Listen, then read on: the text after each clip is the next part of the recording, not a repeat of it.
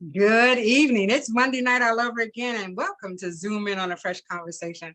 My name is Donna Banks, and I am your host. Our guest tonight, our attorney, Rick Karl, who has been practicing law for over 40 years and now has become a candidate for State Representative District 29, serving DeLand, Deltona, Osteen, Lake Helen, Cassadaga, one of my favorite places, and the Spruce Creek Fly-in.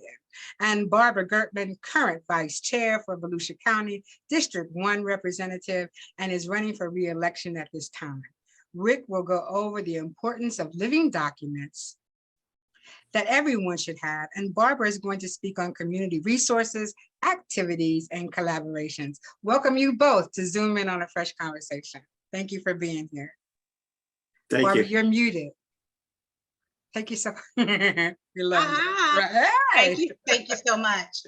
You can read my lips. Yeah, Zoom In on a Fresh Conversation is sponsored by Islands Diamonds LLC, brought to you by the Fresh Book Festival, which will be held in the beautiful city of Daytona Beach in February 23, 24, 25. Please, 2023, please come see us and join us at the Fresh Book Festival. If you have any questions for Mr. Karl or Barbara, leave them in the chat room. We will get back to them at the end of the conversation.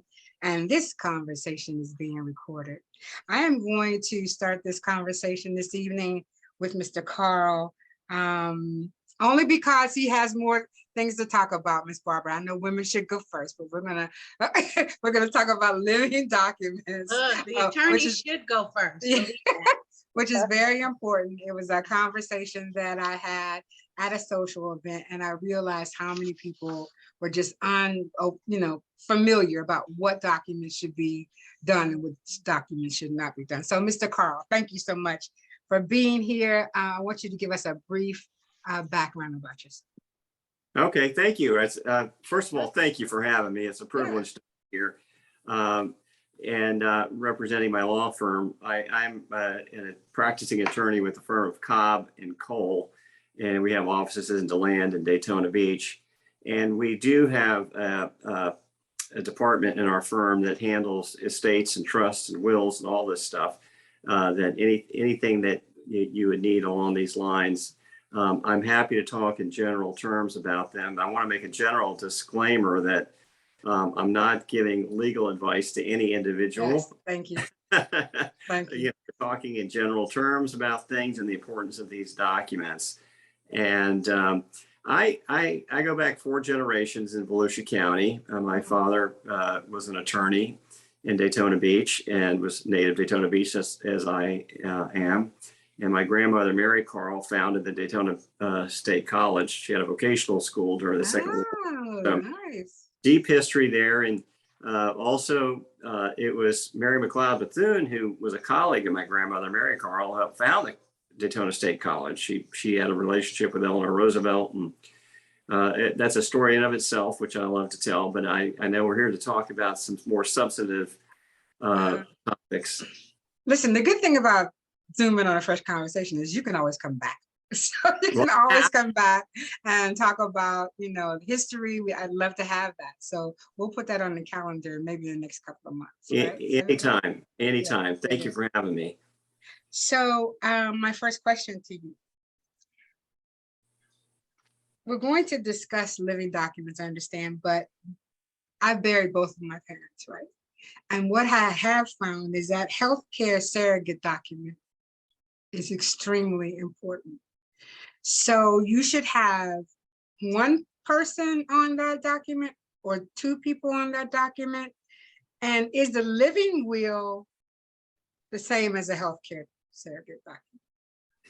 Well, thank you for the question. And they are different. They are different. And with the healthcare documents, like the living will and the healthcare surrogate, you can usually find them with your healthcare provider. They want you to have them because they want to know what your intentions are. And with all of these documents, if you have the ability to have an attorney review them with you, it's very important, because when you're of sound mind and good health, that's the time to be reviewing this. When you're I buried both of my parents as well. And when they get, my mother fell down and broke her hip and then aspirated, and it was unexpected. But fortunately, she had done some pre-planning and we knew what to do. And I have 2 sisters and a brother, and we were all there at the house we grew up in when she passed away, and we knew what to do. And that's just good planning. So I think that's the most important thing, is to be able to think through what you want for yourself, think about how you want decisions to be made, and then look at these different documents, these different methodologies, talk to your healthcare provider. But most importantly, if you have the ability to talk to an attorney, please do. I mean, I'm happy to set you on the course to experts in these areas if you have a complex situation. But basically, when you're talking about your healthcare, end of life decisions, or healthcare if you become incapacitated, there are a difference between a living will and a healthcare surrogate. So a living will basically says, this is what I want or I don't want to happen. For example, you could say, I under no circumstances do I ever want somebody to put a feeding tube down my throat if I'm unconscious. That's just because, in my view, that's just my personal view, that it's hard to unplug from that kind of thing. It creates all kinds of issues. Or you can say, if I can't, if I'm in a coma for 3 days or 3 months or 3 years, that's a directive. That's your will dealing with your health care, that it's a living will because you're making the decision, and it will apply not when you're dead, but while you're living. That's why they call it a living will. A will normally does not come into being until you're dead. When you die, then the will takes effect. But a living will dictates your medical wishes during your lifetime. So how is that different than the surrogate?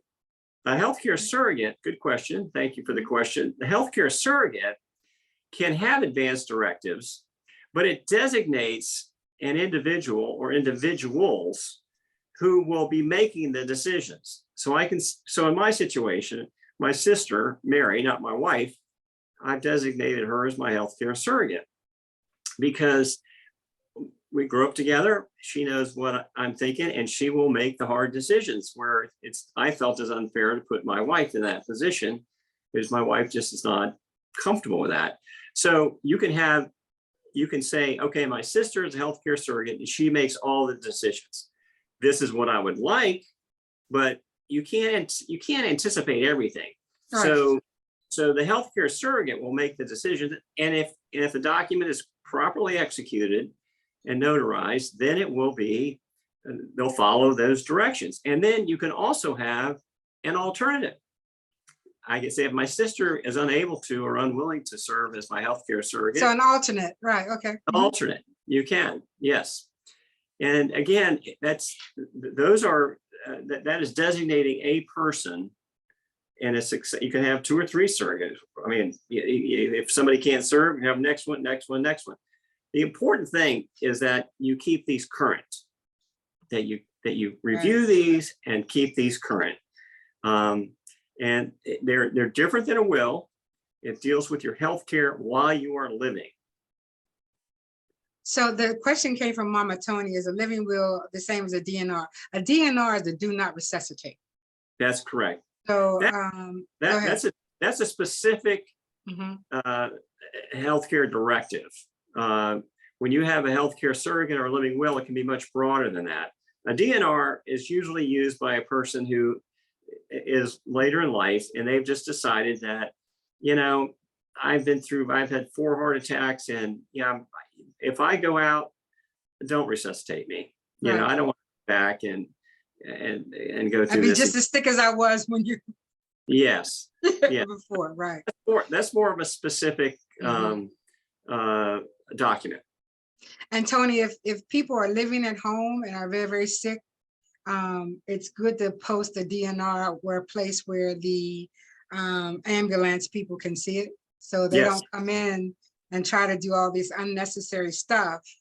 When you have a posted do not resuscitate, then they can just calmly remove your body from the house without all the, whatever they call it, that triage, right? Right. So that's the difference. The DNR needs to be posted somewhere if you have a loved one living at home who has decided that that's what they want. And you know, I'm only telling you this not as a lawyer, just as I've been through it all, you know, with my parents. So anyway, that's the difference. Thank you for the question, Mama Tony. So the surrogate, now the ones that I've seen, the ones that I did for my parents, it gave a list of things. You know, I do not want to be resuscitated. I do not want to have a feeding tube. I do not want, does it have to be that specific?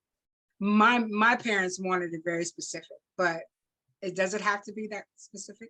It can be as specific as you want it to be. I think the more specific you are, the more success you're going to have with it. And it depends, again, if you have a living will, which it just basically tells the healthcare providers what your intentions are. You may not have a surrogate. You may say, under no circumstances do I want my medical providers to have this, this, and this. But the medical providers may not have that document. You know, so does one trump the other? The healthcare surrogate, I don't know the answer to that, but I would think I think the healthcare surrogate being more specific would include advanced directives, and it would if I'm a medical doctor and I have a whichever one's executed later is generally the one that prevails. But the healthcare surrogate, having given a person the authority to make those decisions, is likely to prevail unless it was much older and then you had a living will later. It's very important to have legal advice on making sure that these documents are in sync. If you have one, for example, you have a living will, you do in your 60s, and then you get into your 70s and 80s and you have a healthcare surrogate. In a will, I'm sorry to confuse it, but in a will, you always say, this is my last will and testament. And it revokes any and all prior wills and testaments. So when you do whatever the last thing you do, make it clear that you revoke whatever prior thing you have. Because somebody has a healthcare surrogate and that's your son of a gun son-in-law who's no good scoundrel, run off with your daughter's money, then you want to revoke that. And so there's no question about it. You see what I'm saying? Yeah, I understand what you're saying. I think what people, and what I want you to make sure that people understand is that, and I was trying to let my brothers and sisters understand that we're 3 years apart. So we all could die within, months of each other, right? Yep. So we can't be each other's surrogate. Yep. Yep. It doesn't make sense. So you really have to think about your children or your grandchildren being the people who will speak for you, because if you're all 2 years apart, those decisions have got to be made, right?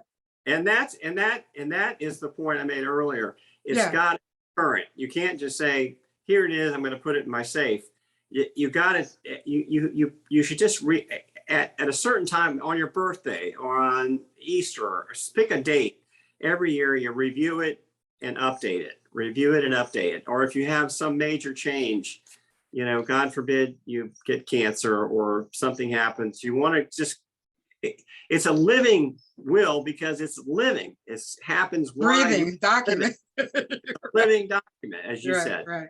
Yeah. Okay. So everybody, that's what I really wanted everybody to get. Like, you can have one, it's great. But if you have somebody just the same age as you, part of your documents, that really is not something you really want to think about. You want to think about forward thinking, whether it's your sons or your daughters or your grandchildren. And I know that's hard because you don't know the people that they're going to be or grow up to be, but you just have to take a chance that hopefully everything kind of washes out, right? And you can rely on them to do the right thing. So my second question is, I was at a social gathering and someone said that Florida no longer recognized notarized wills, that they are only going to recognize trust. And I don't know whether you know whether that's a true statement or not. And I kind of fought tooth and nail about that, but this person was very animate, so I thought I would ask that question. No. Well, again, I'll always try to talk to a lawyer if you can. And I tell you, the Florida bar, in order to practice law in Florida, you have to be a member of the Florida bar, the Florida bar. You go online to the floridabar.org, and there's all kinds of information. They have consumer pamphlets on wills, trusts, estates, all this stuff. So all this stuff is available in consumer-friendly ways. So in order to have a will in Florida, it has to be in writing. It has to be signed by the person making the will, the testator, the person making the will.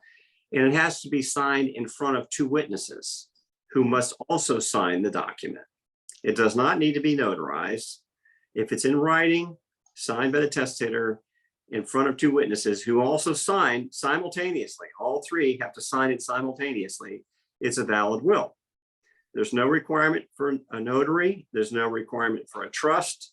It's that simple. However, when you go and take a will to probate like that, the witnesses have to come forward and swear in front of a judge that they in fact witnessed the will being signed by the testator, and they signed it in front of each other. And that's what it's notarized. Well, it doesn't have to be notarized. I know, but if it is notarized, the notarized, what happens with what they're referring to when they talk about a notarized will is a self-proved will. That is a document where you have the will, it's signed, you have the witnesses. The next page, you have an affidavit signed by each of the witnesses and the testator saying, we swear that we signed it in front of the testator, and so it's by affidavit that's notarized, it's self-proved. You don't have to prove it because you're saying in the following pages that we signed it in front of the testator and in front of each other, in the presence of each other, and that's notarized. So that's a sworn statement by the testator and each of the witnesses, and that's self-proved. Then you just take that and put it in the file with the court, and it's done. If you don't do that, then it's still a valid will, but you have to prove that it was signed with the formalities of a Florida will. That's why, again, when you're dealing with a will, get a lawyer. Get a lawyer. There's so many good lawyers that are out there that are very doing a will is not that expensive because the lawyer doesn't make the money doing the will. They make the money probating the estate. So again, my firm, Cobb & Cole, has got, Kathy Crotty and Heather Von Vargas, my high school friend, Mel Stack in Daytona Beach. He's a great attorney. F.R.E.S.H. I mean, there's plenty of lawyers out there that can do it. It's not rocket science for a lawyer to do a will. Probating is a little more tricky. Yeah, it's a little but tricky. Have a lawyer, they can do your will for you and put it in the safe deposit box, make it a self-proof will. And yes, you don't have to have a trust. You can have a trust if you need one. What is a trust? A trust is where you,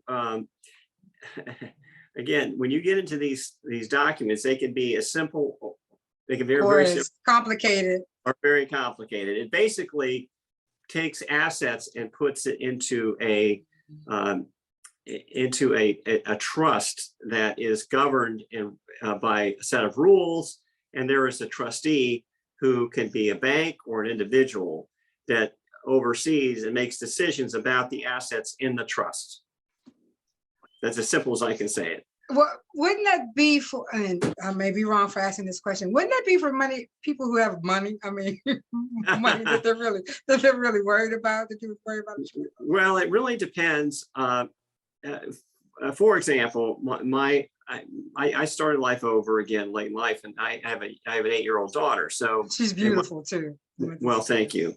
I appreciate that. So really, if it was just my wife and I, we wouldn't need to have a trust, because we would simply say, you know, the house is homestead, it goes to the surviving spouse, our bank accounts are joint bank accounts, the cars are in joint names. So there's really nothing to probate in that situation.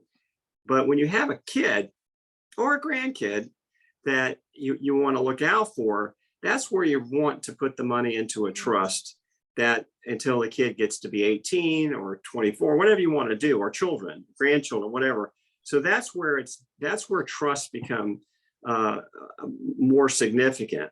Or if you have a child or a significant other that needs to have a guardian that needs to be looked after, that's when you get into these trust documents. And that's, you really don't want to do that without having a lawyer with you. So Tam, I got your question. That was not one of the questions that I asked him to review, but I'll ask it. But if he can't answer it, it won't be because he didn't do, able to do the research. So her question is there a difference between a trust and a business trust? Are they one and the same? There's so many different kinds of trusts. I mean, okay. And you can have a trust over your business holdings. You can have a trust over your financial holdings. It's just, again, there's infinite number of types of trusts and what they can have control over and who can have control over them. And they can be revocable and non-revocable, and they have tax implications. There's just, and you really, if you're thinking about a trust as a vehicle for overseeing your property, think about what you want. First of all, what you want to happen to that property or those assets, and then go to a lawyer and talk to them. And if you came to me and said, I've got these assets I want to do, I would not do your trust. I would say, here, go to one of these other lawyers that's what they do for a living. I do business law and local government law and other things, but I would not set up your trust. I'd have somebody else do it.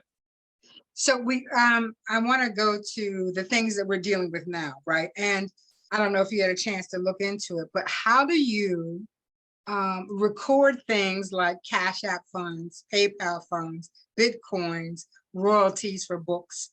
Is that all part of the will? Do you put in your username and your password? How do people get to that money? That's a new technology now. So this is a very interesting question. Yeah. And it's probably worthy of an entire seminar. Let's get it done, because we have everybody I know who's in business has a PayPal account. Yeah. Oh, royalties. Yeah. Cash App. So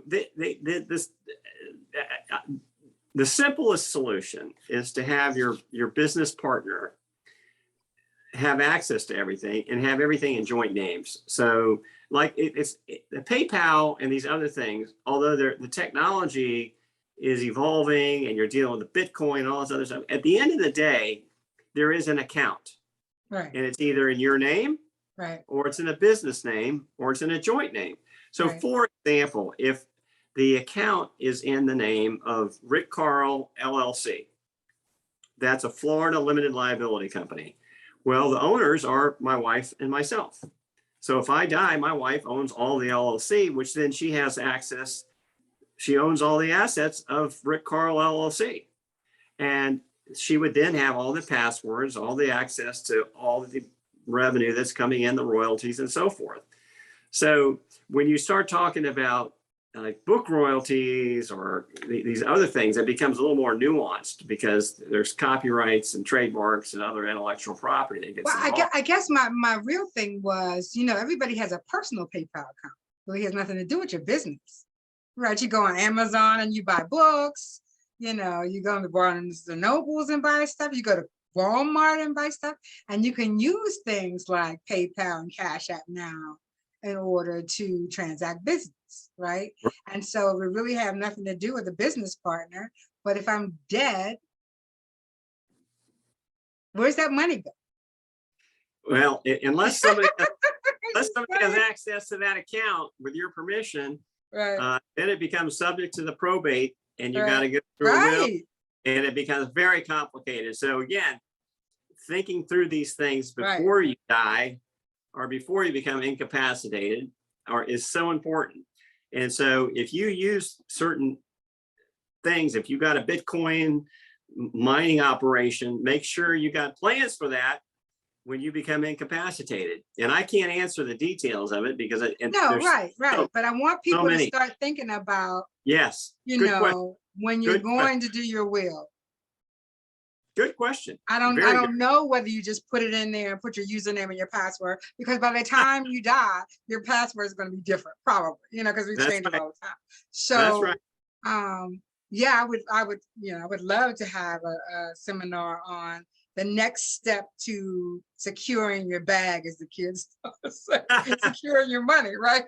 Yeah, these are questions that are coming about with technology, and it's not just financial technology; it's medical technology. I mean, what if you can get a brain transplant? The things that are coming upon are happening so fast. It's so fast. Yeah. Very, very good question, though. Very good question. Yeah. We're gonna look into that, you guys, because all of you here have this situation, and most of us here, maybe Tam is the youngest, but have you thought about that money and where it's gonna go and who's gonna get it, and does anybody know where it is? Right. I remember we did that. Find money at the state, right? What's that called? Find your money if you left it. So, put my father's name in there, and there's all this money.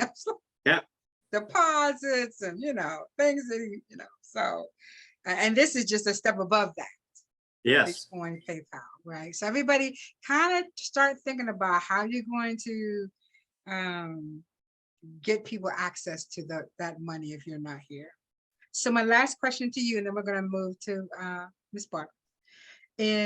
Are there other documents that we did not discuss that people should just, not that you have to go in depth, but should have on their mind as, I think they should be thinking about the stuff when they're 25, but no, I never thought about it when I was 25.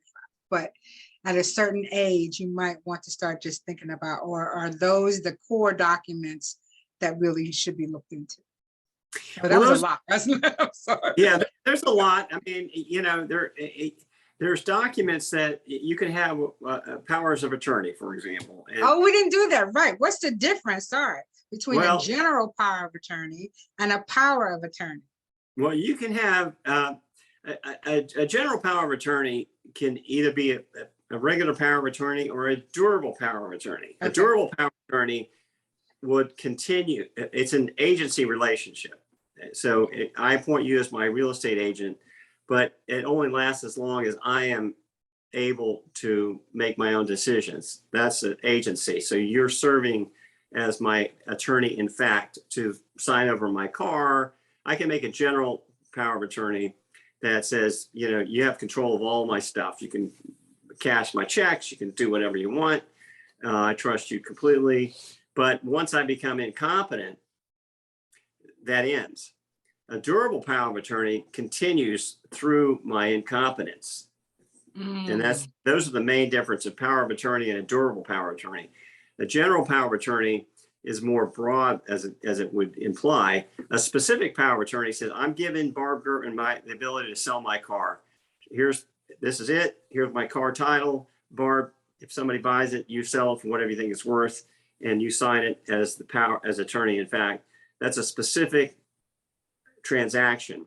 A general is more general, but the more important distinction is a durable power of attorney versus a regular power of attorney, which would terminate upon my incompetence or general is short-term, durable is long-term.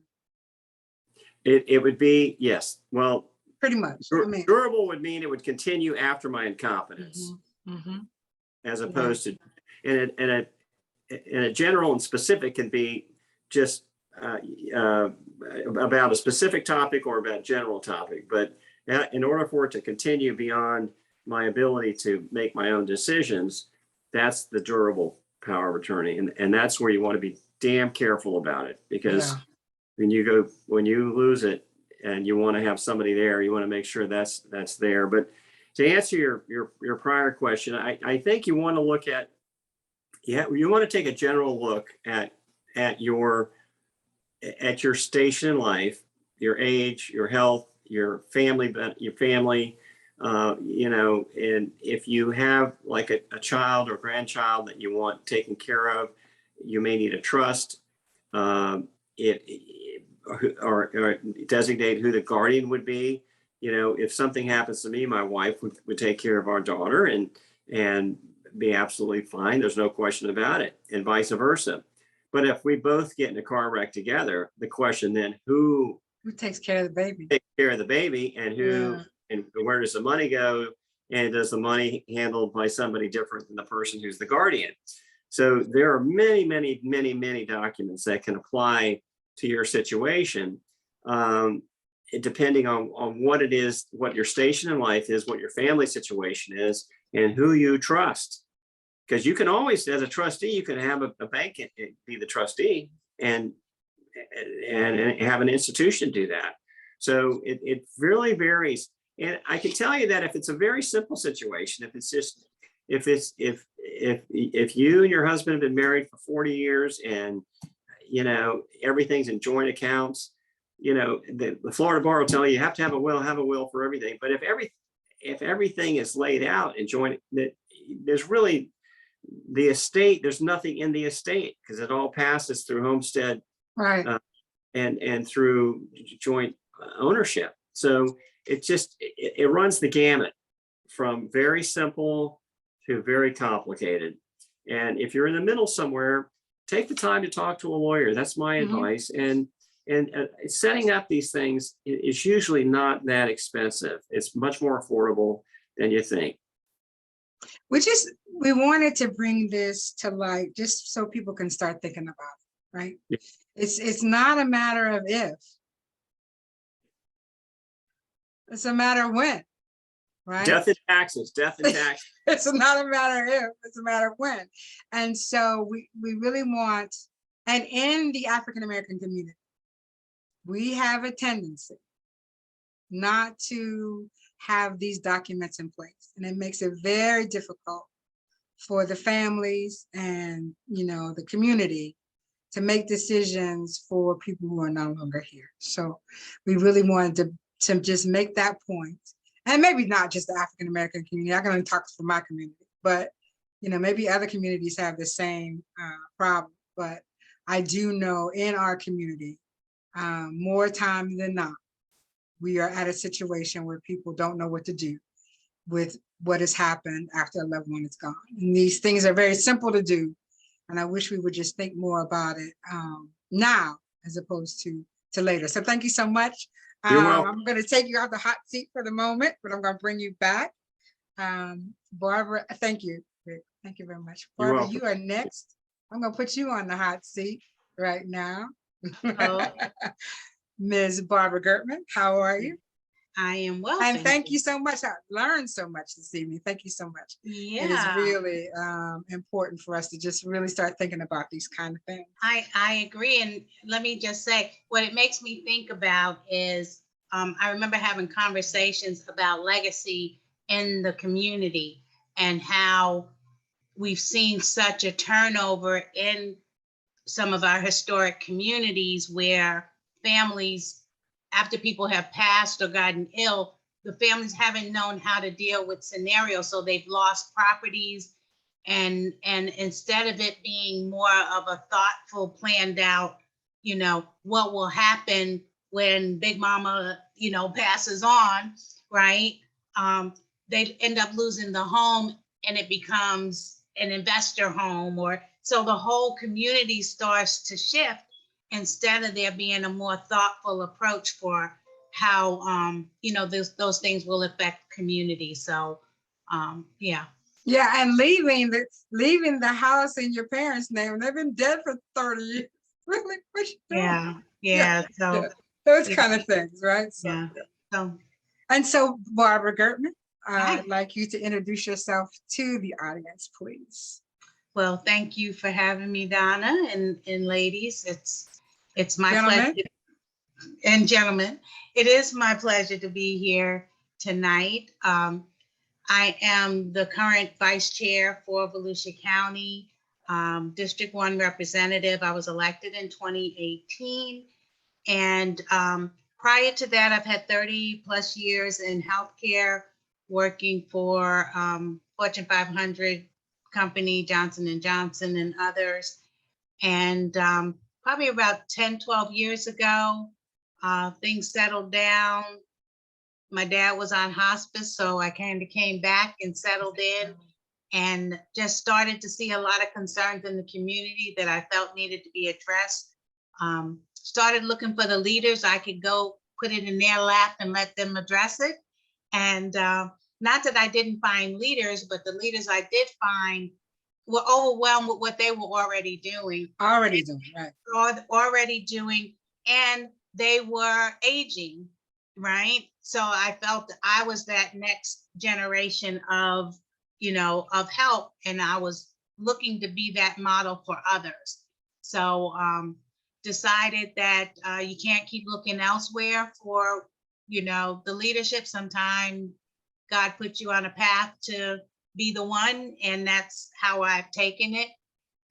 Received the mission, and I've been on it ever since. So yeah, I mean, he basically says, you say, why me? And he says, why not? There you are. So I'm a local realtor for the last 10, 12 years. That's what allows me the flexibility to, be and do and do the hard work that this has taken. I don't take it for granted. It is an everyday, process, and I do it with intent and purpose and focused on results, because I don't have time to play. So I'm here on purpose. Right. And I want to come out with something on the other end that's making a difference. You have for the to be community. intentional You have about to be intentional. making the community better. Yeah. And I am. And being collaborative. And that takes me to my first question. In the past 4 years, it's been 4 years, right? Yeah. Have you noticed a more collaborative spirit in the county of Volusia? Absolutely. I have noticed a more collaborative spirit in spite of some of the ingrained disconnections.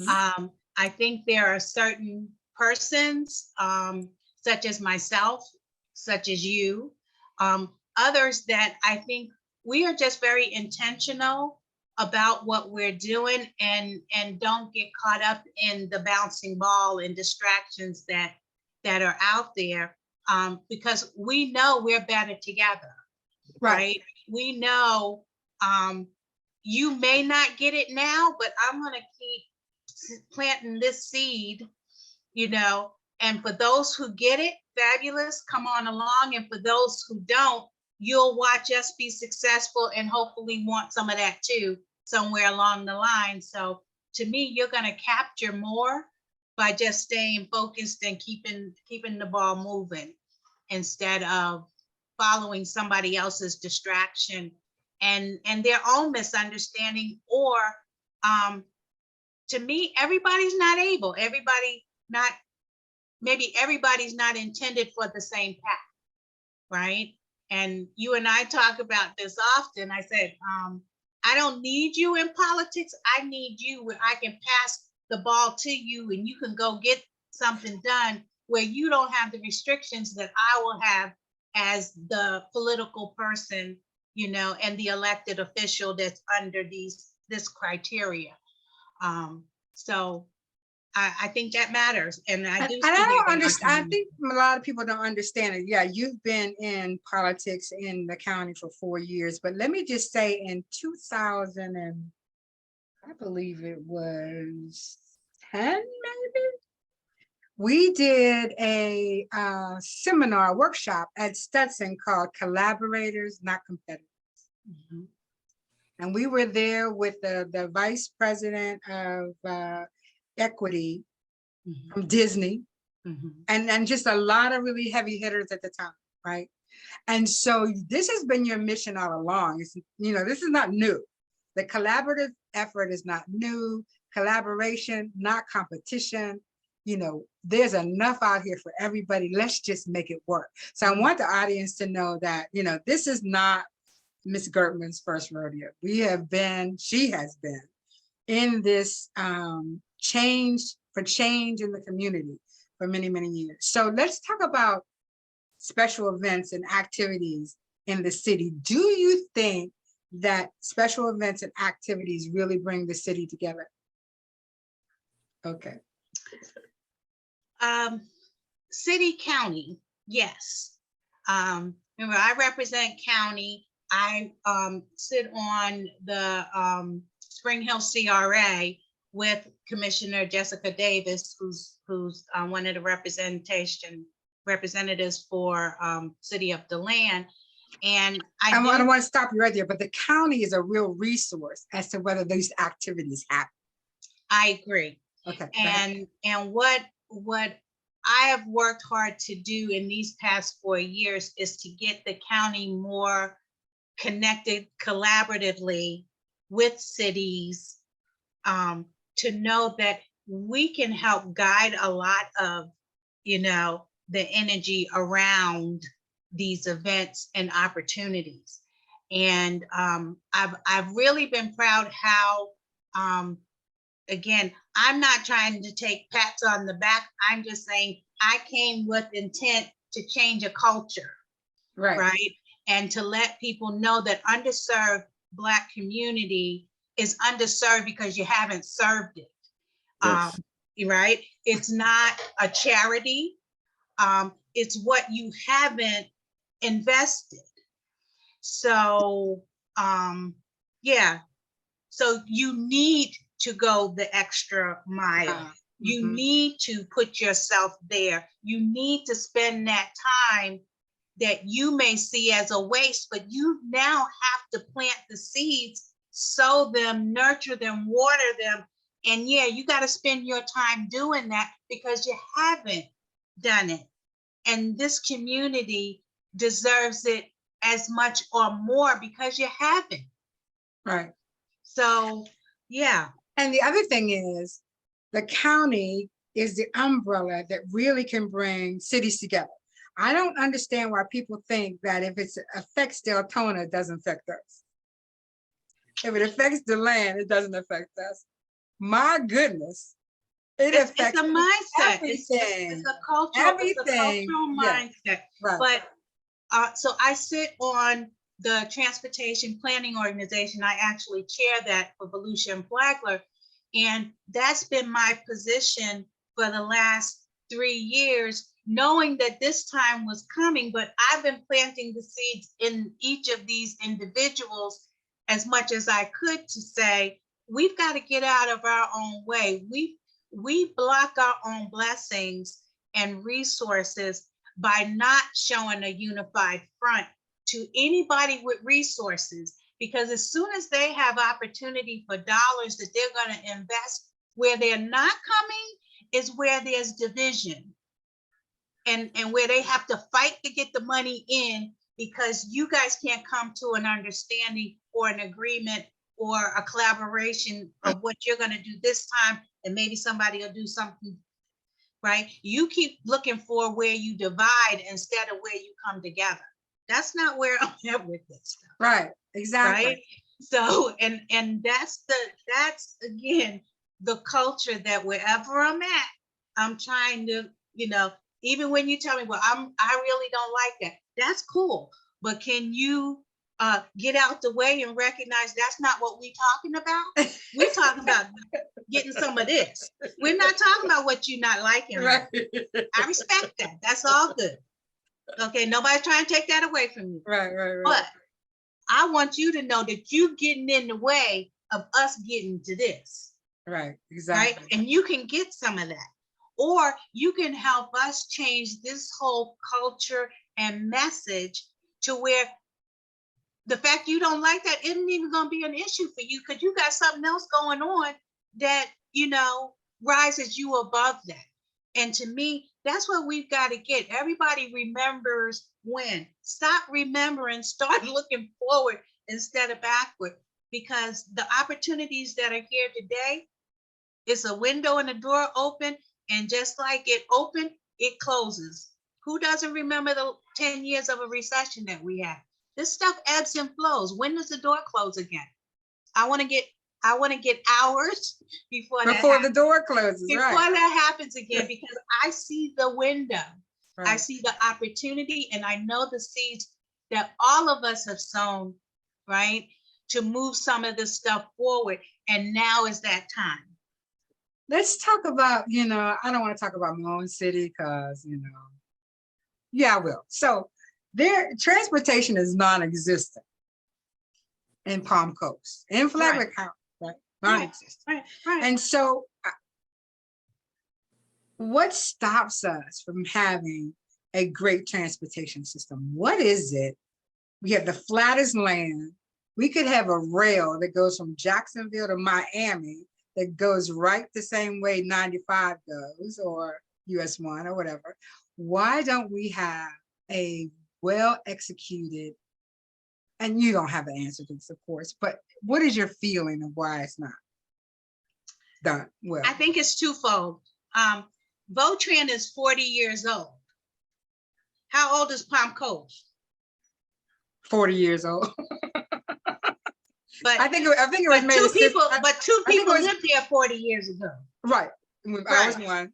All right. Me and the lady across the street. That's my point, though. Yeah. I mean, Okay. this I get it. has been here a long time, and not that the system is the most effective, and it's not what it needs to be. But what I see as far as Palm Coast gets to design the 2050 system. Yes. Have to recreate, right, the 1960s or 80s system. Right. Because that's what Volusia has to do, right? Volusia has to start all over again. Right. Right. It has to mold, change the culture and the right. Flagler don't have to do that because you didn't have it. Flagler to me is like a Wild West, a cocoa. a new territory. the slate is so clean, is so fertile, yeah, and clean that you can design what you need, a modal system that's on demand, that gets you where you got to go, that doesn't have the billions of dollars of cost, right? Because all you're doing is putting people in a car and moving them around. That's the most effective way, right? To move people is a shared system. I was at the Florida Association of Counties meeting in Miami 2 weeks ago, and had the pleasure of going on Brightline from Miami to Fort Lauderdale. See?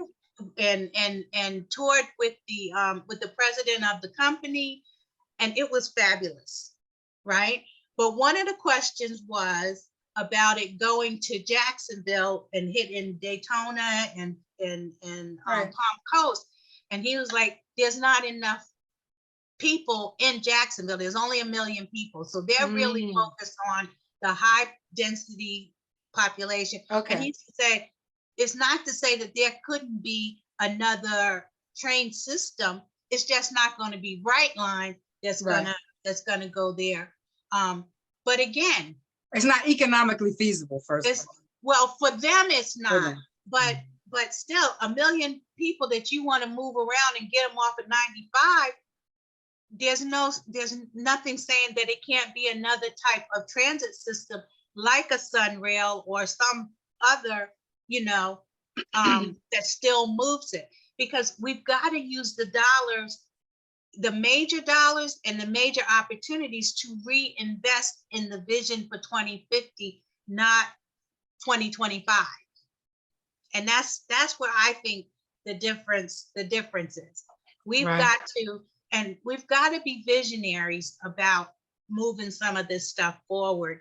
And to me, we've got to have young people and people with just a much broader vision than where we've been.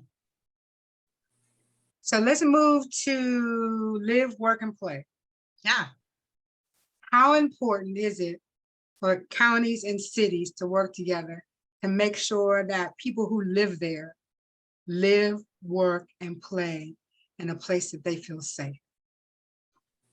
And it's critical. It's all about quality of life. And it's about quality of life, whether you're a teenager or whether you're a senior. The interests are different, but the bottom line is each one's perspective is different. Young people don't want 2 cars in the garage. They don't want to mow lawns. They don't want to spend their weekend doing housework, right? They want to be mobile. They want to be able to get on a system, get to where they're going, have a good time, get home safe, drink and get home safe, right?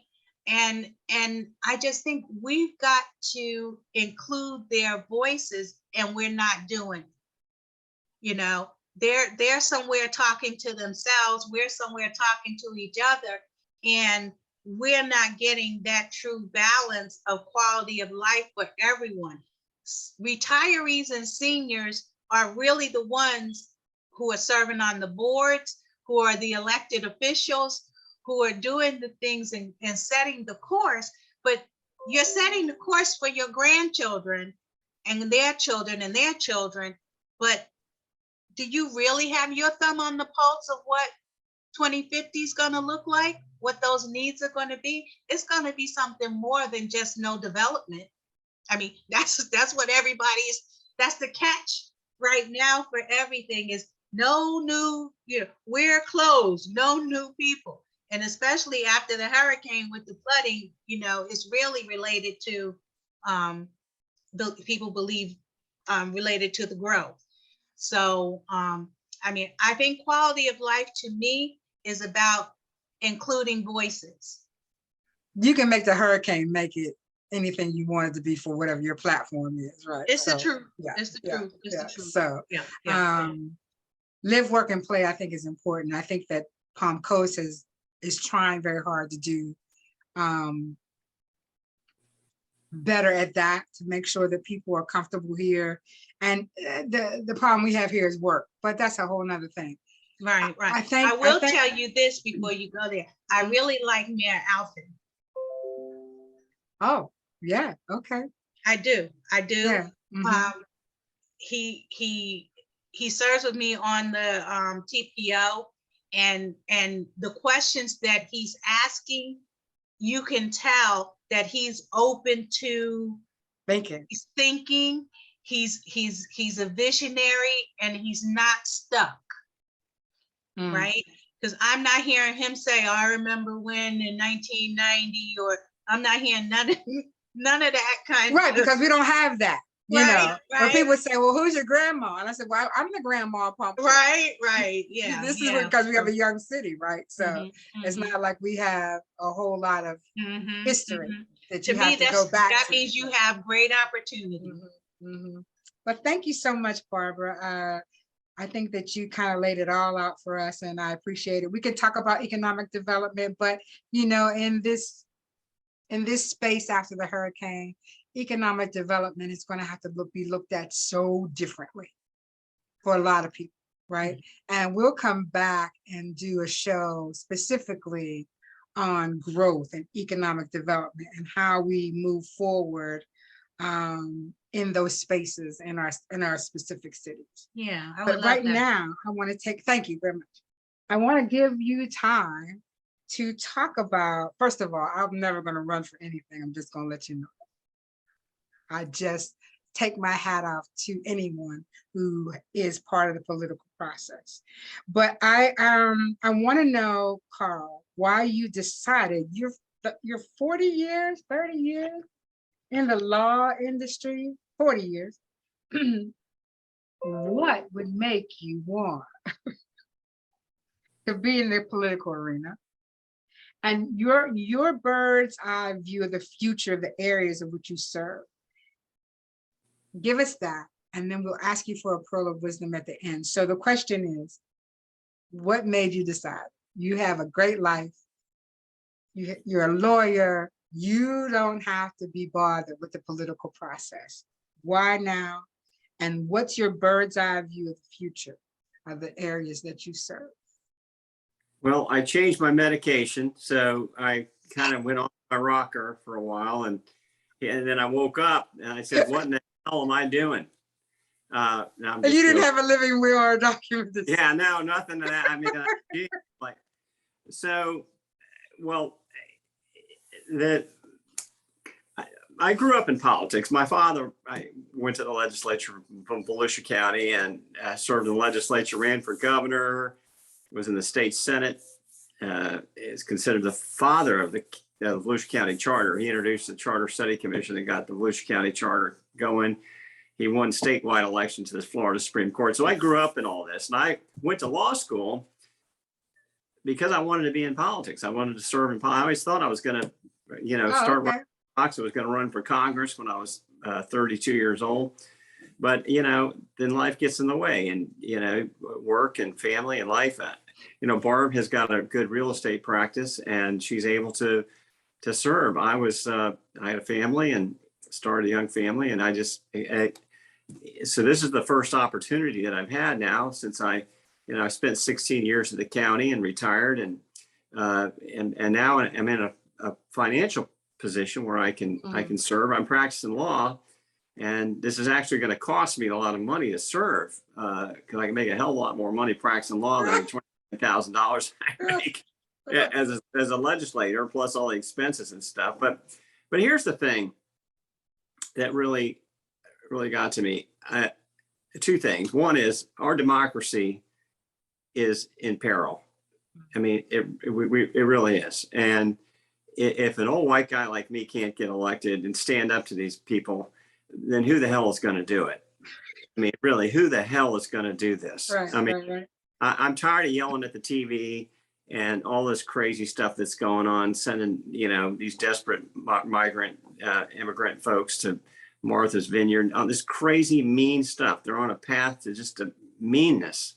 The right-wing crazies are have got to be stopped. And so I just can't sit by and do nothing. But the tipping point for me was when the Dobbs decision was leaked, and it became clear that this Supreme Court was going to overturn Roe v. Wade. Now, I was raised in the Catholic faith. I went to Catholic school, and I have deep-seated religious beliefs, but the government has got no business telling a woman what she can do with her reproductive rights, with her medical health. These are medical decisions. And it made me so upset, angry, and that these people were going to, and it's just the beginning. They're just, and my daughter, and my wife is Asian, and the bigotry is affecting Asian people just as much. She was adopted from Korea. She was raised by a white family here. She's as white as the rest of us, as I am. I'm sorry. She's not Asian, is what I'm trying to say herself. She doesn't identify as Asian, but she looks Asian because she's, she was adopted as a child, but she's discriminated against because of her Asianness. And my daughter is Asian. And then you overlap this, they're going to make women second-class citizens. And we're going back to the days that we talked about earlier, where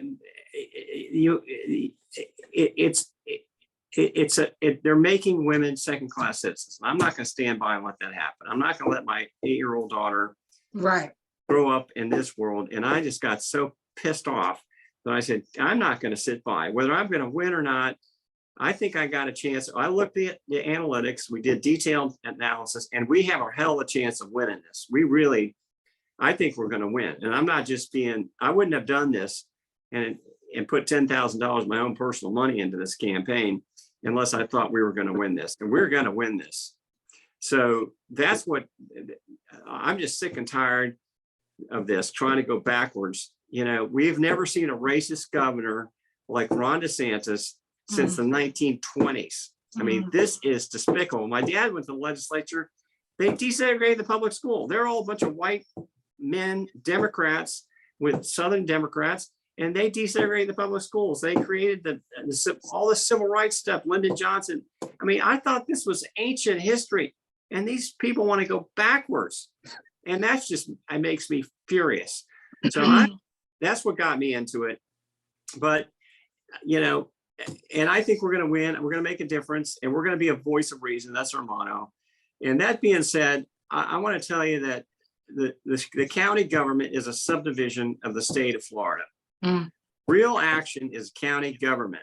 And Barb Girtman, I served in county government with Barb. She is one of the most hardworking, reputable, capable people that's ever been elected to the county council. And we have got to get her reelected. I mean, it is crucial. She is a solid voice. And I mean this sincerely.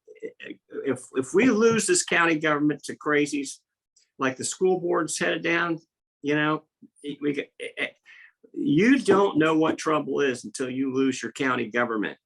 And unless Barb gets reelected, and Danny Fuqua and others, that we've got to get the vote out and keep our county government. My race is important because of the reproductive rights of women. That's important. That's crucial. It's one of the most important swing districts in the state. My district is one of the most important. Yes, it is. It's out there. Yes, it is. And we're going to win it. And by God, Barb Girtman has got to be reelected to her seat. And I'm doing everything I can, screaming for the mountaintops. And I mean it. Barb is the most capable person that I know. So please, dear God, let's send us your prayers and your support and get out there and don't be intimidated by these bastards. Okay. Sorry. I have an opinion. No, it's sorry. fine. It's fine. What he said. I wasn't expecting it because I'm usually the one who cusses on the show. Right. Look, what he said. What he said. Everything he said. Everything he said. Do you have anything to add to that, Barbara? Because I mean, really, he just. You know, it's very important that we have the right representation, and it's important that you're able to work across the line, right? Yes. County is nonpartisan, but even if you're in a partisan seat, what I hear and know of Rick Karl, Rick represents everybody.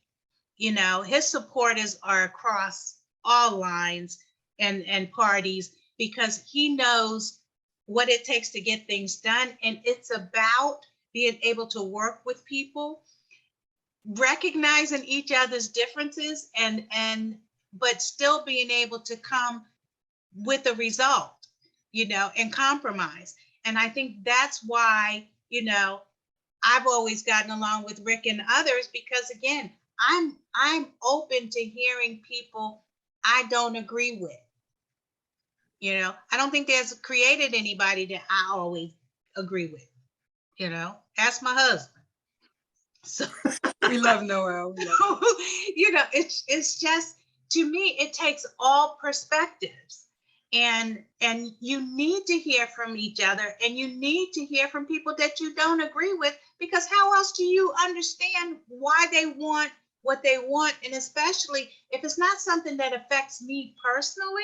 If it affects you more than it affects me, why should my opinion mean more than yours?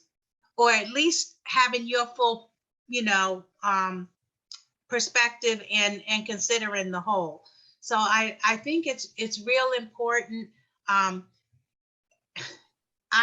talk about transportation, and I said I was appointed to Congressman Michael Waltz, his transportation committee. Well, if anybody knows about Congressman Waltz, his favorite bud is Trump, right? his whole, demeanor, but what did I tell you early on?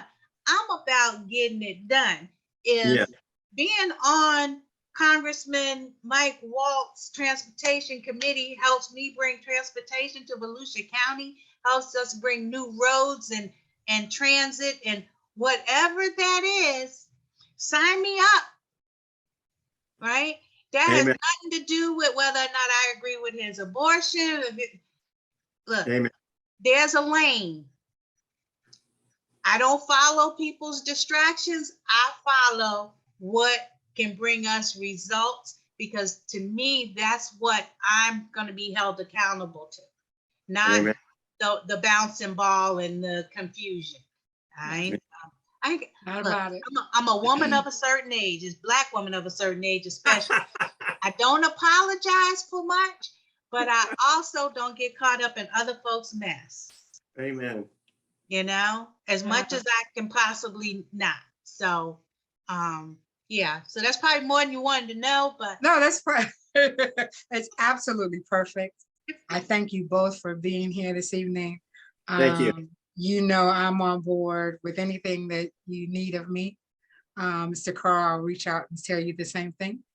Thank you. Just let me know what I can do. I need a pearl of wisdom from you two, and then we will close out this segment. Barbara, I'll ask you for yours first. I think what we talked about earlier is it's my catch phrase for life. And it's about being intentional about what we're here for and what we're willing to commit to. I have a vision of a changing culture, being the change and being the model that I want to see in someone else. And that's what I try to project into the community. Even when people are against me, I'm for them. Because again, I believe if I continue on that path, either they get it or they don't. But if they don't, somebody else may, right? So I just think let's be intentional, be our genuine self. And again, those who want to ride, get on. Those who aren't ready, I'm sorry, but maybe you'll catch the next train, in the next opportunity. But know that it's here for you. And when I'm seeking to open the door, there's nobody I'm seeking to close out of it. So I'm really proud of the efforts that I've made over these past 4 years. And I certainly want the next 4 years to finish a lot of the good work that's been started. We only have 2 4-year terms in each seat that you're in.